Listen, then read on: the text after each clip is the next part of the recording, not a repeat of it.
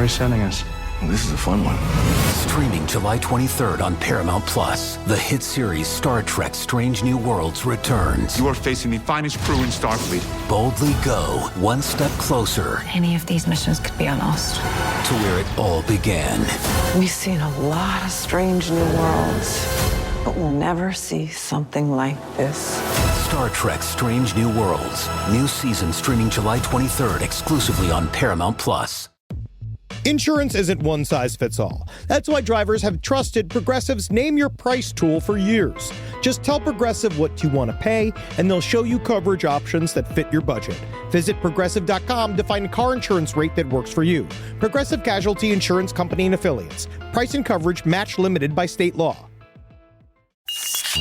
There's no place to escape to. This is the last podcast. On the left. Side stories. From your glade. That's when the cannibalism started.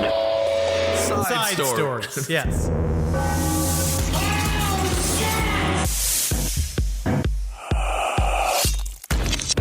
So last night I started watching. I got about 2 hours into the house that Jack built, and then I had to just stop just because it was just the end of the evening, and I didn't finish it. Now, what is this? Is this a show on HGTV? Is it sort of like a Prairie Home or not Prairie Home Companion? What's the name of that show there with the guys? You know the what show? What are you talking about? The show with the guys. It used to be on. There's many this old of them. house. There's countless ones. This old house. Fixer Upper. No, You're not a Fixer Upper. I'm talking about this old house. Anyway, the house. You talking about Bob Vila? No, Bob Vila didn't host this old house. He didn't. No. But I do feel. Yes, he did. I don't. Yes, he did. Henry? You just tripped me up. All right, the house that Jack built. You're watching it. So. It's Lars von Trier, and he is dissecting the mind of a serial killer. It's very interesting. It's got a lot going, but it does remind me of the guy from My Lottery Dream Home. Really? He's a kind of a party boy, huh? I can see the guy at My Lottery Dream Home. We've talked about this, right?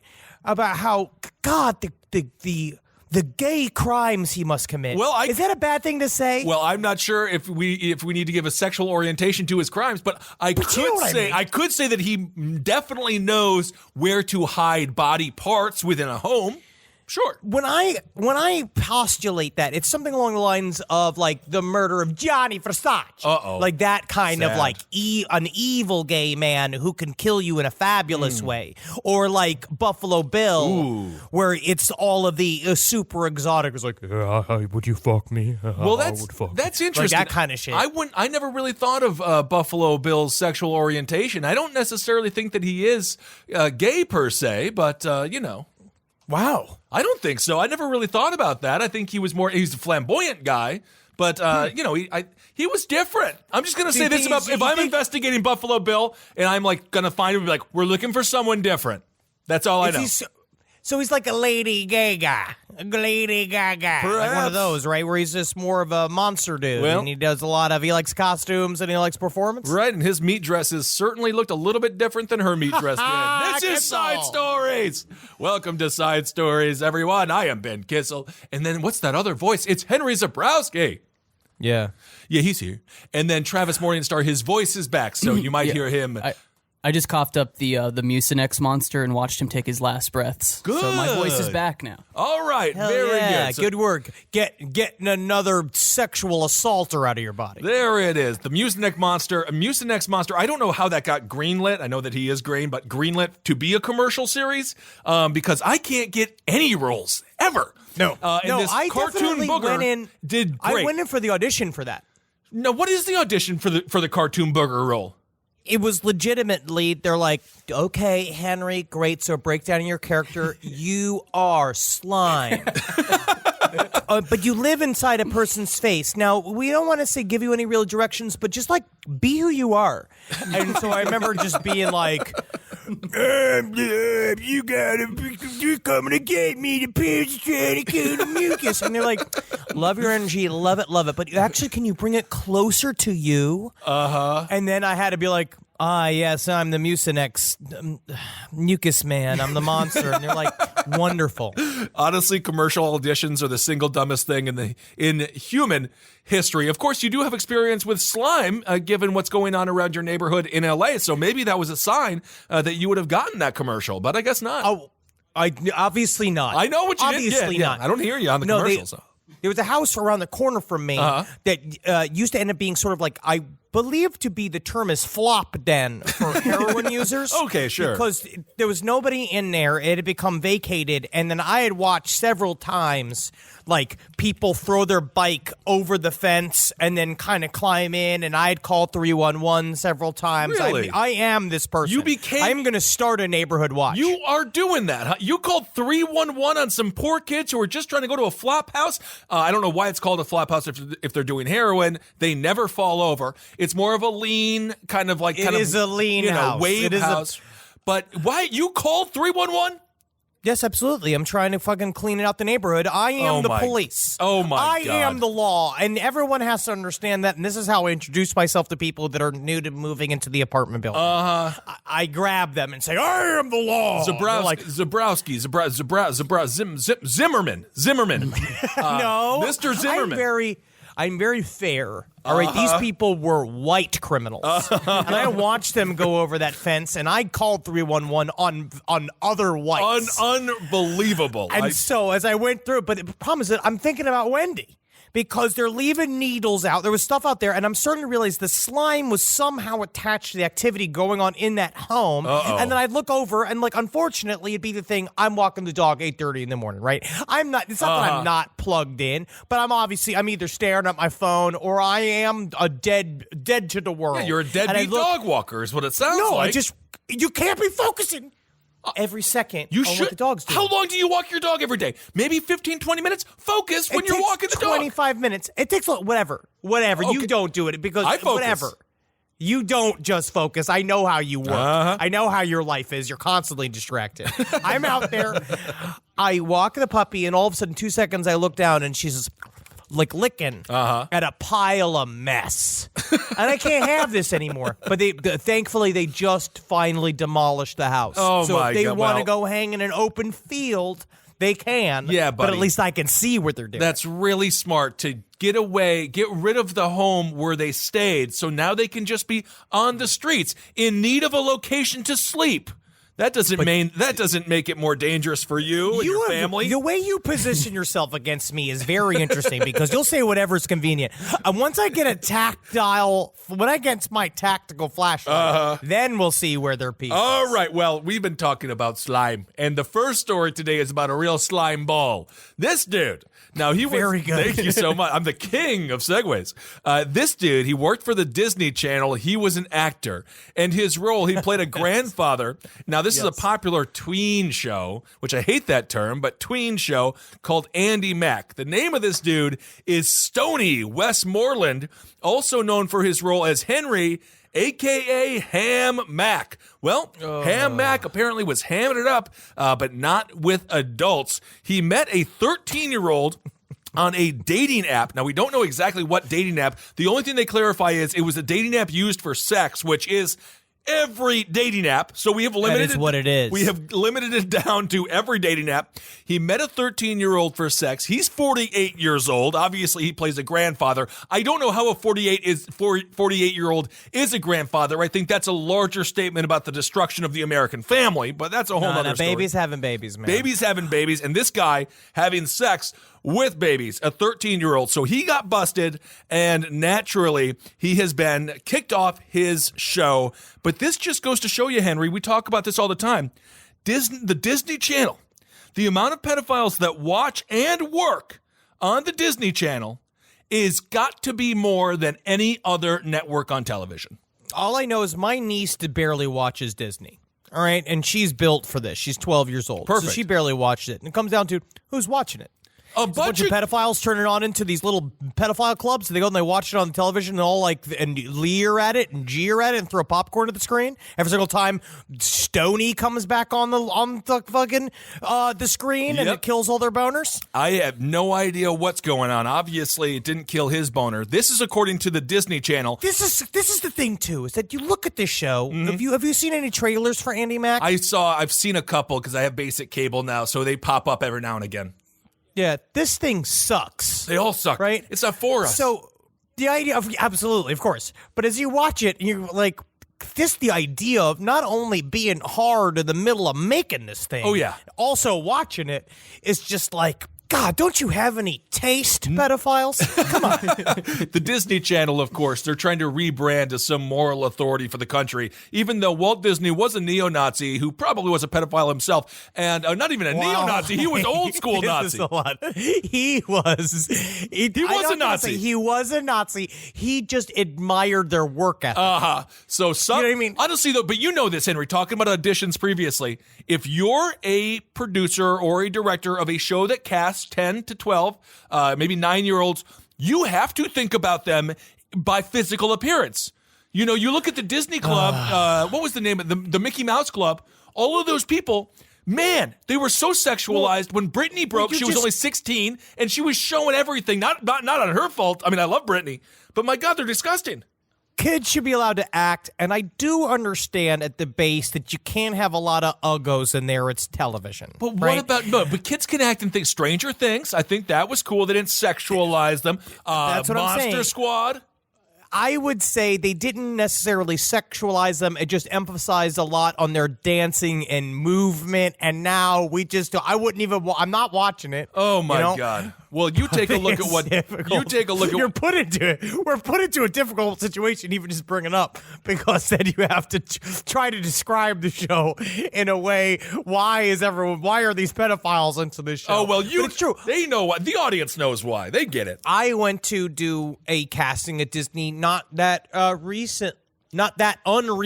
Okay. Over at Disney, and it was a good group of people, but mostly it's who I'd want to see casting. It was a bunch of like normal, older casting women. There was no man named Harold with dark sunglasses on in the background, like with a scale. Well, you don't know that, man.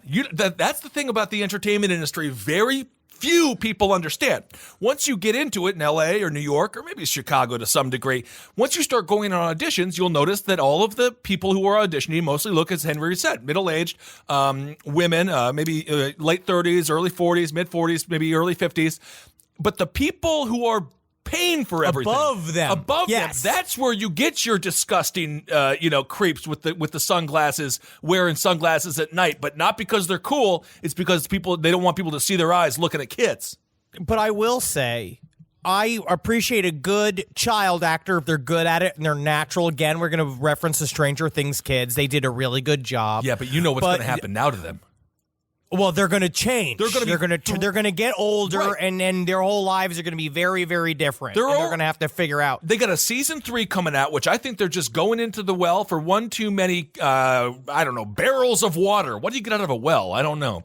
I don't know. A bunch of barrels of water. But I'm telling you, no one's going to watch season 3 of Stranger Things. And the only comments on the horrible social media. You're damning these people. I have a lot of friends who work on that show. No, they need the show to continue. You need to stop. I'm not damning it. I'm just saying everyone's going to come out and be like, I liked them when they were young, but now they're all old, but they still look young with their weird faces. Kissel. What is the alternative? Is every show gonna be like this Univision show Escuela, where it's gonna be me dressed as a little boy going like, see, mommy, see? Yes. Like, is it gonna be? Is that what we're supposed to do? Yeah. We're gonna go back to Shakespeare's time. Go back. Where only adults can play children. I want 1940s. I want the youngest person on the screen should be 20. That's the rule. And if that's or an infant, you can be an infant up to 1-year-old, and then you have to I think it's worse if you're an infant. No, the infants just sit there. There are children who genuinely want to be actors, right? And there are kids that are, obviously it is a farm. You're forced into it. Yes. You are being forced by your parents. You think you know what you want because you think you're an autonomous human being, but you're 8. You actually don't have a personality. Right. Your personality is an amalgam of the things you've seen and what your parents have told you to think. Yeah. So you don't know yet. So that is very difficult. And then you have to hang out with the worst people on earth, a.k.a. actors like this Westmoreland character. Actors should never be in charge of anything. They are empty. Yeah. Actors are empty and can be flipped into anything. Look at what we're dealing with now. I should never be in charge. An actor should never be a dictator. We talked about it last episode with the Revelations. We were talking about Nero. Nero was an actor first. Yes. Dictator second. And imagine if he was Neil Patrick Harris. You could see. Yes. all his shit. But the problem is that there is no middle ground where it's like, I agree with you. I don't think kids should be in there. But have you ever seen like a movie where like the movie, was it Happy Death Day? Yeah, I love that where movie. it's like they're all supposed to be 17, but they're being played by hot as fuck 25-year-olds. No, they were supposed to be in college. They were in college. I'm just saying, you look at the kids, you look at that. They're supposed to be 17. They're obviously not. They're closer to like 28, 29. Yeah, and they've got the bodies of 28-year-olds, but we're sexualizing almost the opposite, where it's like, you're making me look at this, what's being told to me via fiction as a child, but is actually being played by a full-bodied adult, because children don't look like that. Because to have a real 17-year-old on there would be disgusting, because 17-year-olds are all gross. Yes, of course. That's why you shouldn't cast them. Anyway, this is according to the Disney Channel. This is the Disney Channel's response. Again, the moral authority of the country now. This is what they said. Given the nature of the charges and our responsibility for the welfare of employed minors, we have released him from his reoccurring role, and he will not be returning to work on the series, which wraps production on its third season next week. This dude also, sort of ironically, has had guest appearances on shows. Again, we're talking about this Westmoreland dude, the man who tried to have sex with a 13-year-old.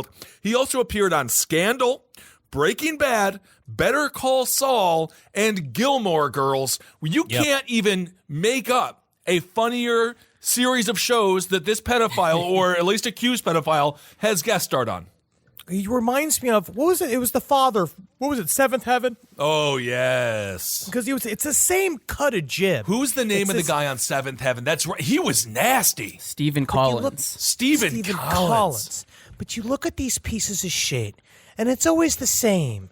They got the khakis on, and they got their little George Bush smile, and their little squinty eyes, and they have the same thing where you like look at them, and you're supposed to be like, I'm just the grandfather that just happens to be a little bit more fun than your normal grandfather. Being like, why is it like maybe it's the opposite. Maybe all actors should be children, and then you also have children playing adults.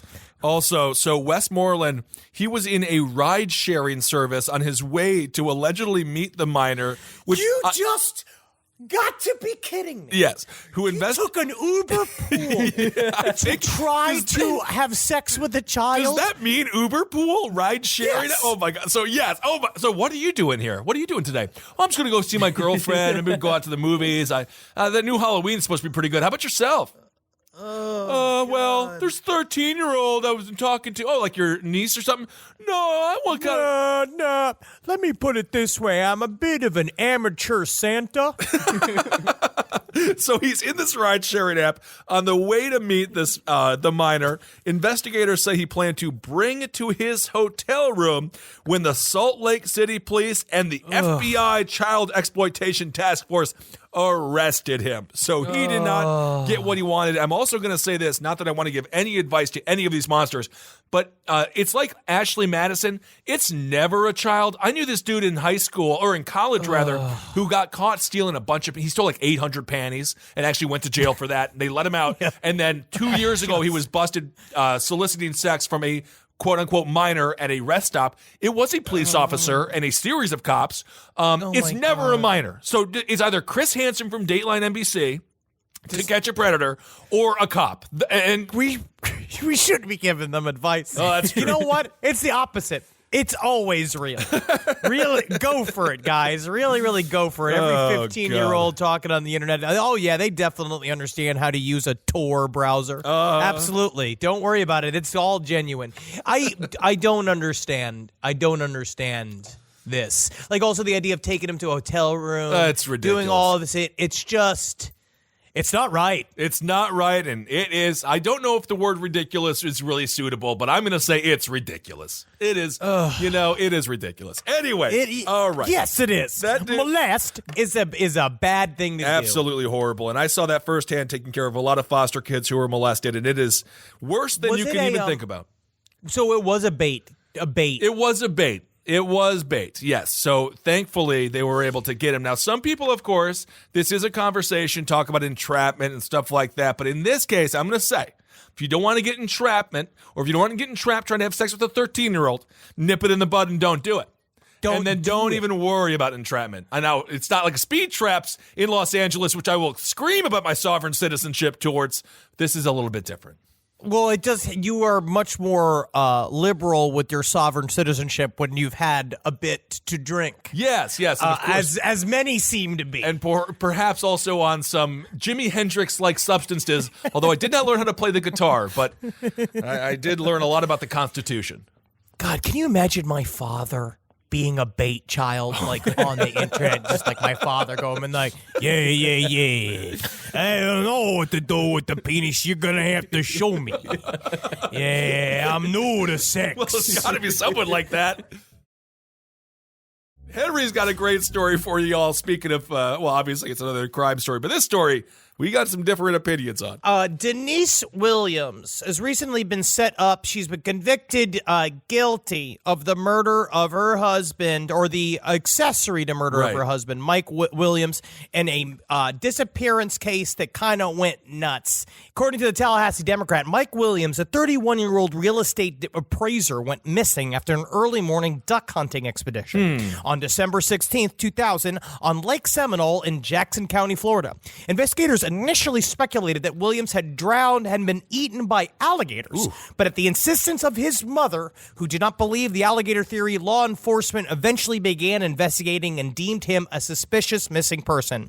A huge break in the long cold case came 17 years later when Mike's former best friend, Brian Winchester, who married Williams' widow, Denise, 5 years after the disappearance, confessed to the killing. Williams' remains were found in a grave about 5 miles away from the home where he grew up in Tallahassee and where his mother still lives. Now, it's a very interesting case. It's very sordid. Basically, what we're going to find out is that this was a group of 4 people. Mike Williams was married to Denise Williams. They were high school sweethearts. They had been together when they were 16 years old. Mike Williams was a workaholic. He was making $200K a year, busting his rum. And that's big. That's what they said. $200K a year Tallahassee cash? That's pretty nice.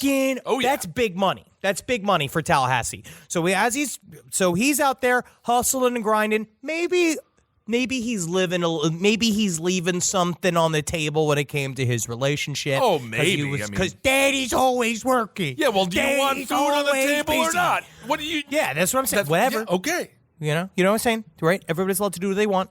Denise Williams and Brian Winchester during this time period began a relationship. So they had a 3-year-long affair. Right. And at some point, they had a child.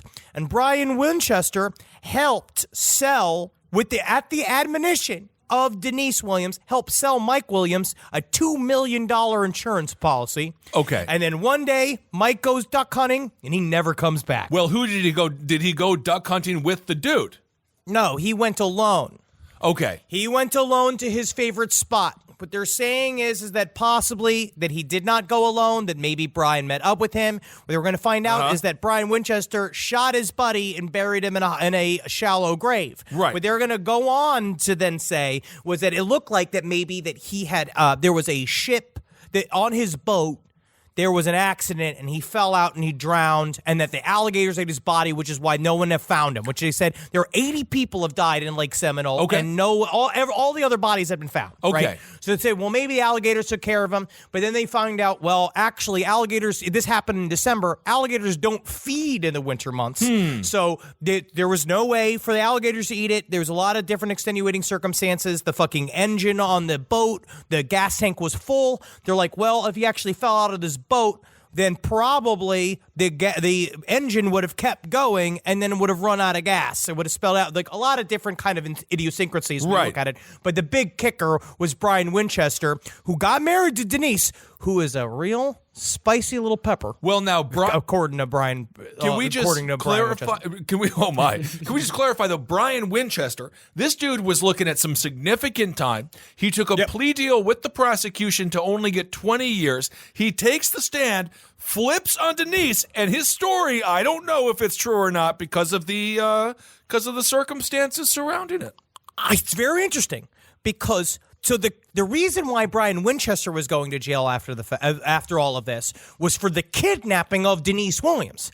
Now, Denise and him, I guess, got into a fight. They'd broken up. Right. They had stopped after dating off all this because they got married right after he died to collect the money. Right. She collected $1.5 million because basically, long story short, they found a pair of his waders, which also didn't have the wear and tear it was supposed to have on it. It didn't have all that kind of shit. There's like, why was he in his waders? He also felt like he was a very, very safety-minded. Mike Williams was a very driven and disciplined person. Okay. And so you're not supposed to wear your waders in the boat necessarily because an accident like they tried to say would happen could happen. So they found the shit. They were not ripped apart by animals. So once he was declared dead, they got married, they collected the money. But now they had a falling out. And what happened was is that Brian Winchester went apeshit, held her at gunpoint after their breakup, saying she's going to flip on me. She's going to tell the authorities what we did at the insistence of you. And so then he got arrested for that and then proceeded to flip on her first. Now, let me just say this. So, Denise, now, how did this dude die? How did Mike Williams die? So, evidently, Brian was like, I'm going to get him off of the boat. I'm going to kick him off the boat. He's going to drown because that just happens right away. No. Absolutely. It's easy to drown. He busts him out of the boat. He throws him off. And Mike Williams is like, great, there's a log right here. I'm going to be fine. So he grabs onto the log. He's holding there. And then he's holding on. And then Brian just shoots him in the head. Yes. So Brian is just like, fuck this. I can't wait I can't wait around for you to get tired. I'm just going to shoot you in the head.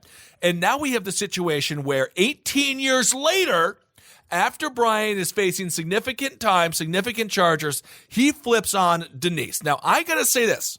I don't know the facts here because we just have the facts as they were written. Obviously, Denise Williams' attorney, Ethan Way, he says that her reaction was stunned, that Denise was, quote, stunned, very shocked. She's very upset. He also told reporters, it's terrible, the wrong verdict on the facts, but you have to respect what the jury does. He goes on to say, obviously, I don't think she's guilty of any of the three counts. Ultimately, we submitted the case to the jury, and the jury made a decision. But why would she go out there and, marry this dude and have this whole relationship, and then all of a sudden, 18 years later, just based on the words of a criminal who has a reason to flip, why would they, as a jury, think that this guy is reliable? They got the information. They did piece together a case against her. There is a pretty intense case against her, which we'd have to go into with more research. That her story fell apart. Well, is what happened. So this is what, and so she couldn't get herself out of the things he put her on, especially once they found the body. Yes, and then she collected the money. Yeah, she knew what was happening. And the problem is that if you listen to his testimony, I listened to about 45 minutes of his testimony. And number one, when I said before, Denise is a spicy pepper. Right? What's the thing about a spicy pepper, right? So a jalapeno, when you cut into it. Oh, sure. Maybe a little cheese in there, yeah.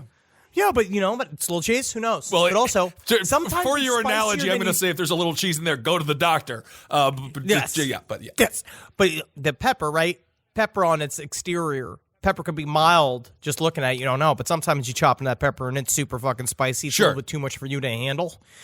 And it seems to be Denise was not unlike that pepper, where at first, because a part of the reason why I was interested in the story is it all takes place in Tallahassee and all takes place around the bars I used to drink at in college. So all of this, the beginning of their torrid affair happened with the couple. So Brian Winchester was married to a woman, and they used to hang out with Denise and Mike all the time. And they started getting all horny talking, right, as a couple, saying like, we swap in all the stuff about what kind of sex everybody appears. It's getting spicier and spicier. He goes to tell Denise on the side, Brian, being like, my old bag here, she's not got enough snap to her left. And Denise is like, yeah, well, watch this. And then she stuck a chopstick up inside her own vagina and just snapped it off just to show like what she could do. I don't think that was in the testimony. You know what I mean? And so they started hooking up. The two of them aren't hooking up, but then she had kind of extravagant shit. Like, because not only were they hooking up, but they were going to Miami Beach. Oh, my. They lived in living Tallahassee. It's not like they're from Iowa going to Miami Beach. No, that's big money going from Miami. That's going not from Tallahassee, that. Miami. Oh my, okay. That's fun. Honestly, I'm going to say this. I'm going to say that what What if Brian took it into his own hands and said, I'm going to keep Denise for myself. I'm going to off Mike. I can have her for myself. She's in mourning. Now all of a sudden he swoops in. We have the knight in shining armor plus the affair, so she knows obviously they're sexually compatible. He doesn't let her know that he killed the dude. They get the insurance money. They're going to live happily ever after. She's completely oblivious to all of it. Next thing you know, he kidnaps her ass. He's looking at life imprisonment. He says, no, fuck that. I'm not going to go away that long. I'm going to say that she's the reason that I killed the dude, and she's looking at more time than he is. Is a woman ever oblivious of anything? Well, never. Never once. I also think they know but you know every what? single thing. She knows every single thing that he's thinking. She knows exactly every single thing that he has ever done in his life. I do feel like that. But you know what else plays in these stories, though? And you know this about Tallahassee. It plays out all over the country, Wisconsin, wherever. The affair. When people in a jury hear about an affair, they are all of our mothers being like, oh, I can't. Can you believe disgusting. that? She had an affair. Even if she didn't kill him. Even if she did, the affair. Can we trust her? She's guilty just for doing that, just for catching that dick. Oh, what a disgusting term. Well, apparently, so day one of this trial, Denise Williams' trial, Brian Winchester testified how their affair snowballed into a plot to kill. Again, I don't really believe this guy. Day two, family recalls how they became suspicious. And day three, Brian Winchester's ex-wife testifies about tapped phone calls with Denise. So we don't know what's on those phone calls, I suppose. I will say, one thing okay, where I'll give towards you and maybe towards your argument is that maybe it's not her idea necessarily at first, or it wasn't meant to be taken literally. It's that sometimes you're an in flagrante and you're in a fucking La Quinta. I remember that La Quinta in Tallahassee, and you can get really boned up in that La Quinta, right? It's sad, yeah. You're in there, you're having these rendezvous after, doing all this chaste double dates with all the stuff, and you're holding off, and so now you're boning, and it's like in the middle of it, she just got the tip in her hands, right? And she's just like, what if we fucking killed Mike? And he's just like, yeah, whatever it takes. And then he goes ahead and does it. And she was like, I never meant literally kill Mike. You know what I mean? Like, it's like one of those. But also, so she kind of maybe planted the seed. Oh, and then he goes, does it. Because but in that situation, after they're done, making love, after he finishes he doesn't remember anything. He's in a coma. You go back to neutral. Yes. That's true. So that is true. I also want to say, though, this... But if it happens again and again and again, and eventually you start thinking, like, I better kill fucking Mike if I want all this cool shit to be happening to me all the time. Oh, my. You know what I mean? So you have to you have to figure out a thing. He kills Mike, but that's why I'm saying she's involved. And I just believe that women are capable enough to plan these murders. Oh my God, women are, don't mess with them. That's for damn sure. Sociopaths. Just like a man can be a sociopath. There's equality in sociopathy when it comes to the sexes. This is according to Cheryl Williams. This is the mother of Mike. She says, we got justice for Michael. Now, she told that to Assistant State Attorney John Fuchs. That's funny. But now, I want to say this, though, in defense, again, that maybe this just kind of got a little out of hand. Mr. Fuchs, this is what he says about the case. He says, this is a career case. He said, it's not every day in your career that you get to be involved in an unsolved homicide that is 17 years old, and through team effort, make an arrest and ultimately get a conviction on a 17-year-old homicide. The ego of a prosecutor cannot be understated. No, I'm with you. Absolutely. Of course, you're going to have so many barnacles clinging to that ship because they all want to be a part of something that's got so much media attention, and it's a big, juicy story. So that I totally, completely understand. Right. And I agree with. But, I mean, who knows? Just when it comes down to it's like marriage is a mysterious thing, I guess. We're learning bit by bit. There's things that happen inside of a marriage that you don't know. Planning people can be open. Planning the murder of your spouse is not a typical mysterious event that occurs in most marriages. I would like to think not, because I know for a fact I'm a dead man. You know what I mean? It's because now well, he's honestly, smarter than me. all it has to take is just like Well, I don't know what happened, officer. I was practicing one of my stunts, and Henry was like, "Yes, I will be in part of your part of your stunt play." And then all of a sudden, his neck popped off. His head just popped, and I would be like, "Well, I believe it. I believe it." He shouldn't have. I will say, I will probably have had asked for it. Yes. All right. Well, there's that. We know this for a fact. We will follow up on that story. She hasn't been sentenced yet, Denise Williams, but she's looking at life imprisonment. So there's a lot to that one. That's a good choice, Henry. Good find this week, because there's a lot to unwind there. There's something about too, because these big true crime stories, like as they come up, it's like knowing that you kind of have a finger on it, and it happens again and again and again. Right. I don't know why that is. People love drama. Yeah, they do. This is really about small time Florida bullshit. They don't know what else to do. They're super bored, so they will either fuck or plan these like movie plots. Why? But this is the thing, and just to wrap this one up, it's always the dude who's working real hard, trying to provide. That poor Whenever they're not motherfucker. there, that's when the wife or the husband, they can work both ways. It's like, I just need someone around a little bit more. I'm a little bit upset that my husband or my wife is working too hard for this family. So you always get undercut by a huge loser, which is why they had to kill the guy, because he didn't have any freaking money. Because he didn't have a fucking job. Oh yeah, absolutely. God. That is, it really does. It does burn me a bit, because that motherfucker, I get it. He wasn't around. Yeah. All right. But the dude who's around is unemployed. Unemployed. I know. And they just had a baby. So that was like Horrible. a part of it too, where so she wants to change and she's feeling all this stuff, and meanwhile not giving her half of the relationship. It's very sad. It's horrible. All right, well, switching gears a little bit to another dude who maybe you could call him a little bit, I don't want to say deadbeat in this case, because he's kind of the victim of the story. Let's just say he has some arrested development. A middle-aged Brooklyn man, this is according to the New York Post, which is the funniest. A middle-aged Brooklyn man told cops he paid a painful price for pledging a fraternity at the ripe old age of 45. So what happened to this dude? Well, as typical pledges, I guess, get it, he was paddled with a wooden paddle, but it wasn't like, just like one or two, and then they laughed and like did some sort of salty cracker or something. They hit him over 200 times after he had been getting times. after he was getting hammered at this Bedford-Stuyvesant brownstone. The pledge was he was pledging the fraternity Omega Psi Phi, but the interesting thing about Omega Psi Phi is it's not attached to any school. So I don't know what that means if it's a fraternity that has no school affiliation.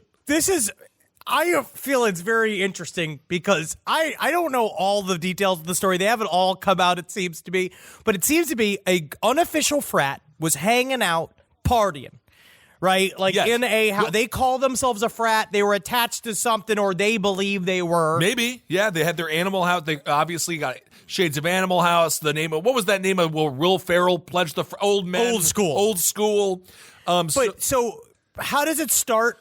So it's this dude. So now this guy, he kind of sees this group of young rapscallions, right. And he probably saunters over and be like, "Hey, back in my day, I used to drink 90 beers, and then we'd drive to the club." Right. And then they're like, "Well, you think you can handle it, old man?" He's like, "Sign me up." Well, and then all of a sudden they're just grabbing him and fucking spanking the shit out of him. I think it was an open house party. His friends were like, "We don't know why he would do this. He's never done anything like this before." Again, the name of the dude is Tory Gates. He's never done anything like this before, but after he was beat with the paddles, he was so bruised up, he checked himself into Mount Sinai Hospital.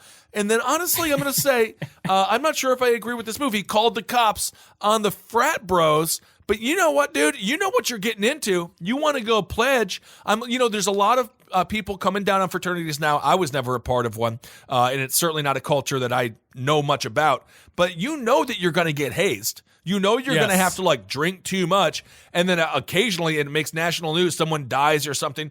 But you got to be prepared. Know that it's going to be a nightmare. And I don't know why you would go do it in the first place, but it's not going to be a pleasant experience. It's not even that. The man was not even in college, and it was not at a college. The frat is not a real frat, and he went straight from any sort, because hazing is not just paddling. You know what I mean? Right. Maybe at some point it is, but normally it's like there's like a structure and there's pledge week and all stuff. Yeah.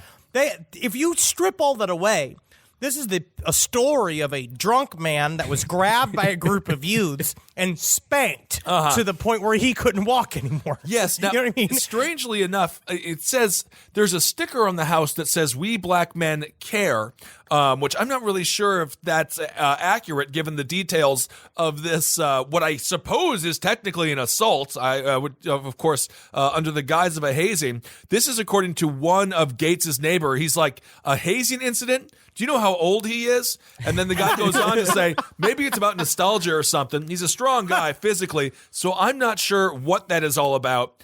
And, of course, it's not immediately clear if the victim was pledging or whether the group, just sort of was like... Simply pulled his pants down and just beat him up while he was going like, am I in now? Am I cool? But now reps for the Omega Psi Phi. No, not. It's Omega Phi... What is it? It's PSI. I think that's Phi. Everything is Phi, right? Psi. Psi, Omega Psi Phi. Yeah, that's a fake name because it's sci-fi. They didn't return calls. The Brooklyn, the reps for the Brooklyn chapter didn't return calls. But who else? No way. I know. But who else is not returning calls is Mr. Gates himself. Perhaps he feels embarrassed, or maybe he still wants the friendship and he doesn't want to ruin it. I have no idea. But if you're 45 years old and you watch the movie Old School and you're like, "That's a good idea," remember that's a movie. They say the words "cut," and then those actors go back to a really nice trailer, and they're never actually getting hurt. People are so desperate for community, though. I get it. Well, there's so many ways, other ways to do it. I'll tell you what, snitches get stitches, but spankers get stankers. There are so That's many. what I heard. There are so many other fine young gangs to join in Bed-Stuy. I live in Bed-Stuy. You could join a gang if you want. You know what I mean? You could look, Kissel. You could be the big white guy of the gang. I love it. Or you can do what every other young person in Brooklyn does is start a podcast. Yeah, absolutely. You don't have to get paddled to death. You can just start a podcast. Start a podcast. Why not? Are you allowed to just tie the sneakers together and throw them over the electrical wires? Are you allowed to just do that? Well, that's an indication of if it's a drug house or perhaps there's a murder that occurred there. They've never said the real meaning of it, it seems. Well, no one knows. Dangerous. It's a part of the street lore. Street lore with Henry Zabrowski. Interesting. All right. Well, that's the story of Mr. Gates. Don't do it, folks. Get a family. That's all. That is a sad story in the end. It really is. He wanted friendship. They beat him up. They gave him 200 paddles, and now he called the police. But now he's not talking to the police because then he's like, they're going to be mad at me already. It's sad. And now I want to go to my favorite story of the week. All right. Which is the story of a poor man that was not a poor man. He technically got what he deserved. No, I don't know if that's true. We'll see He's how definitely this goes. a poor man by definition. Man rescued after 2 days stuck in a Chinese restaurant grease vent. Oh, God. Now, it seems to be no one really knows what happens to no one really knows why what were the series of events that led to this 29-year-old who decided to climb onto the roof of the Chinese restaurant.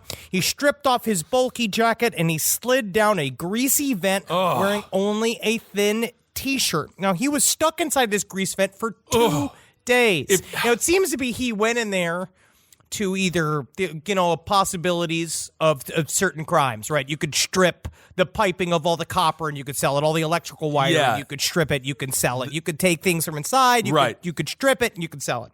We're not really sure, because Sergeant Ray Kelly, a public information officer for the Alameda County Sheriff's Office, told NPR that the man had been less than truthful about his true intentions. And so it seems to be, the objective seems straightforward enough. You know what I mean? He's, according to the officer, he's a pretty slender guy, and based on the viscosity of the walls, and coupled with the fact that he took off his clothes, he probably thought he was just going to slide down the chute, but it seemed like a solid plan until he got stuck in there, because it wasn't a straight drop from the roof to the floor. It never is. He made at about 5 feet down the chute, and the 5'9" man, he hit a turn in the vent, and then it forced him into a semi-crouched position with his arms reaching up, immobilized over his head, and he stayed in there for 2 days. Now, but hold on a second. Was the restaurant operating for those 2 days? Yes. No, it seemed to have been closed. Okay. Yes. So trapped and unable to move in any direction, he was crying out for help, but they believed that it was muffled by the layers of rancid oil. And so this is really this man named Igor Campos heard. He's like, I keep hearing this. And I'm Oh my like, God. who can it be? And they went in there and they found him through the ventilation shaft. He was stuck on the other side of the thing. Campos said he asked the questions. What's your name? And the man said, please help me. That's a strange name. Don't hurt me. And the pictures of this man Oh my God. are unbelievable. Just search- covered in rancid oil. Search man rescued after 2 days stuck in Chinese restaurant grease vent. And Yikes. the image is straight out of, it reminds me a little bit of, The Descent. It reminds me of The Descent in the claustrophobia and just the overall horror of being stuck in a grease vent for 2 days. I worked in a lot of fast food restaurants growing up. The grease is disgusting when you feel it in your face, your body. So this dude, this is according to Sergeant Ray Kelly again. He said, how's he doing now? He said he's all cleaned up and rehydrated, noting that it must have taken hours to rid the man of the horrible smell. So I also have to say, in a strange way, he's kind of a hero for exposing this restaurant for being so unhygienic. It doesn't seem like it seems like it's just that's what grease traps are like. That's just what a grease trap is. You're not supposed to go through a grease trap. You're supposed to clean it every now and again. Put one of those logs in that breaks it up. So this is what what Mr. Kelly said, or Sergeant Kelly. He says, we know sometimes suspects try to break into businesses to steal copper wire and plumbing and recycling for money. This appears to be something along those lines, but not every solution is jail. And so basically they said, we decided to be a little compassionate. We figured he's been through enough. And it is in the holiday spirit. In the holiday spirit, they let the man who snuck into a restaurant or attempted to through a grease vent. But you know what? It's Christmas. Let him off. They just saw what he went through, and they were like, "Okay, oh my God, 2 full days." What perfect treasure is hidden in that Chinese restaurant? That's a good question. In order to do that Indiana Jones shit. Oh, maybe it's a holy grail or something. I don't know, but my God, I'm happy the guy's alive. And honestly, I don't know. I feel bad for someone who is this down and out, who is obviously this, much in financial peril. Well, he sees a chimney and he's like, I can be a Santa Claus, like a reverse Santa Claus. Instead of giving, I'll take. Like, how this guy must have been in such dire straits to think that this idea could have worked. I'm going to go out on a limb and say maybe he was on a couple of substances. Like a Red Bull or? Yeah, like a Red Bull. Yes, taurine. Can you imagine if he was on a hallucinogen? And you go in there, but 2 days, right, coming down on whatever it is that you're coming down on and stuck in there. Like what that does to you, what that does to your mind, you probably can't even smell a spring roll ever again without flipping out. Oh, my God. Hopefully it turns them vegan or something. Oh, gosh. Well, anyway, so that poor guy, he got lucky, though, too, in his own right because of the holiday spirit and because of the torture that he went through. To steal copper wire, perhaps, most likely. I don't know what else he would steal from there. If it's closed, I'm assuming they don't have a lot of money. No, I imagine that it was. Yeah, I imagine that it was him trying to steal the wire and trying to steal stuff that he could sell pretty easily. Yeah. And with the frat thing, it's like that's punishment for trying to have a community, and then this is like the opposite. It's like this is punishment for trying to go do your own thing, trying to have a hobby. Yes. Just trying to be your own guy. Brutal story. Oh, my God. Wow. Well, that was Henry's favorite story of the week. My favorite story of this week, it actually will go to China, not just a Chinese restaurant. A Chinese factory worker, he survived after being skewered with 10 metal spikes. Again, the war has begun. When a robot, he sent 10 metal spikes when a robot malfunctioned, or did the robot sort of receive autonomy and a soul, and the robot was so intelligent that it said, now once again we've got to take on another human being. This dude is 49 years old. His name is Mr. Zhao. He was working the night shift at a porcelain factory in the Hunan province when he was struck by a falling robotic arm. If you get a chance to watch this the picture of him on the operating table, it is like It's metal, dude. It's crazy. It looks like Tetsuo. He was impaled with foot-long, half-inch thick metal rods. He was first taken to the local hospital before he was transferred to a much larger hospital. 6 steel rods fixed on a steel plate pierced his right shoulder and chest, and 4 penetrated elsewhere in his body. During the operation, doctors found that one of the rods missed an artery by 0.1 millimeters. This dude is extremely lucky to be alive. That robot's probably being punished by the robot boss that sent him to do the murder because he didn't quite kill the guy, and maybe that robot will be put out of commission because of the failed hit. But this is more indication of the war against man and machine. A part of it is that we have to educate the AIs about what it's like to be with human beings. There's a man named Dr. Ben Goertzel, Goertzel, that talks about the nature of AI and what he has been working on currently as a scientist. And a part of it is understanding that AI needs to be raised much like human children, amongst humans with the feedback from humans. It's part of it, growing them to be a part of our community and understand that if they want to take over, they're going to anyway. This poor man is standing in the way of progress. No, he's not standing in the way of progress. He's trying to do his dang job, Henry, working at a porcelain factory overnight, which has got to be one of the most haunted jobs in the history of jobs. So this is according to the doctor. Or the professor of hand microsurgery, he says they were relatively big, of course, referring to the spikes. So there was no means of fitting the patient into the X-ray machine. Well, the nails themselves could have caused an interference. Now, this is not the first time this has happened. Mr. Zhao was lucky not to suffer the same fate as an American factory worker, Wanda Holbrook. The maintenance technician was killed by a rogue robot who had veered into the area she was working and crushed her head. The 57-year-old. That fucking metal, it's dude. horrible, Henry. You're like, you're a Mike Flynn. You're a traitor to the human race. You're even worse. He's just a traitor to the country. You don't understand. You don't understand. A part of it is it's the furthering of humankind. I say if we can, why not? A 57-year-old. This is Wanda Holbrook. She was just inspecting some machinery when the components were assembled. When the robot took Wanda by surprise, entering the section she was working in, and crushed her head. Whoa. Good. That has just got to be. We got sneaky robots. Like, like as a thing. No. Like, it's a cool movie. It's a yes, but I get that it's a bad reality. It's horrible reality. We don't leave sci-fi to the movies. Leave Terminator. Leave all those movies in the film. Like, leave them on the TV.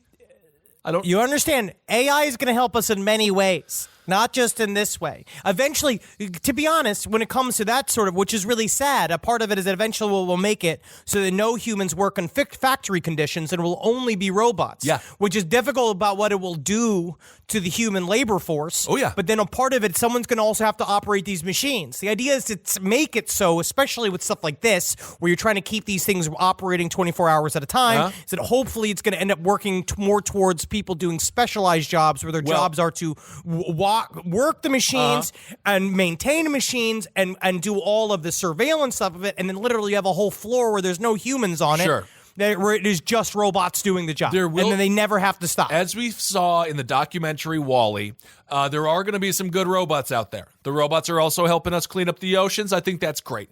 But this is my theory.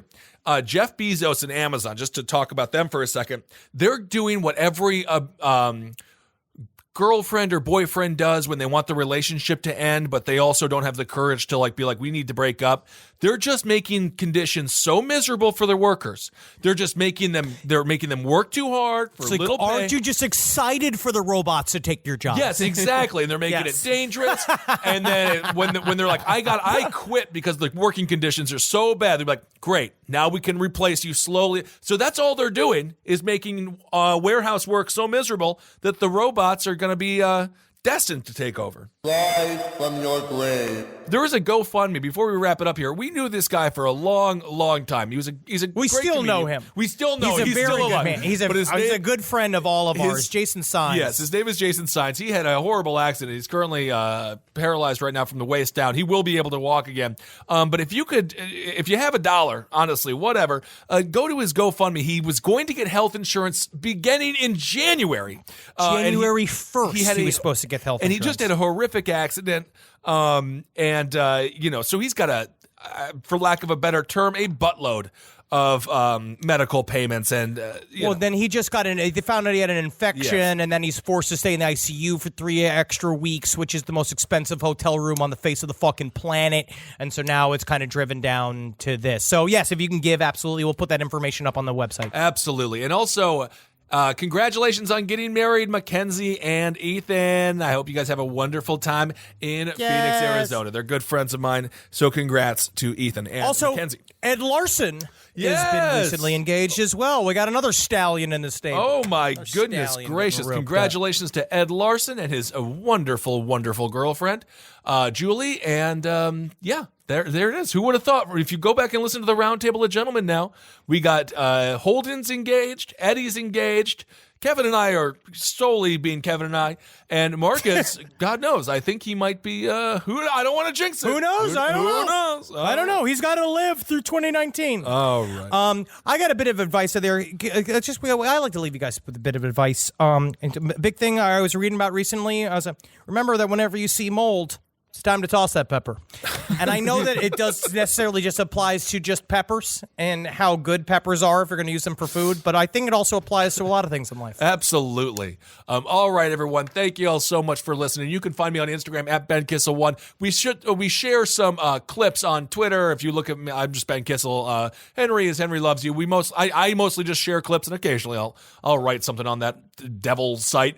But yeah, so you can find that there. And at Henry Loves You with all that fucking bullshit. And follow at LP on the left because that's where all the rest of our shit is for our the other one. I don't know why it's fucking big ass show. There's a lot of anger going on, but we also have a special coming out. We're working on it right now. We're doing some fine tuning, some edits, and I think you will really enjoy it. So please go out there and purchase that. It's $6. Well, we're still just waiting. We're in the middle of it. Hopefully, we're trying to squirt out before the fucking birth of the quote unquote savior. Yes, hopefully we can get it to you then. But we're doing our best. We promise you. All right, everyone, hail yourselves. Triple L, my friends, and hail sweet Satan.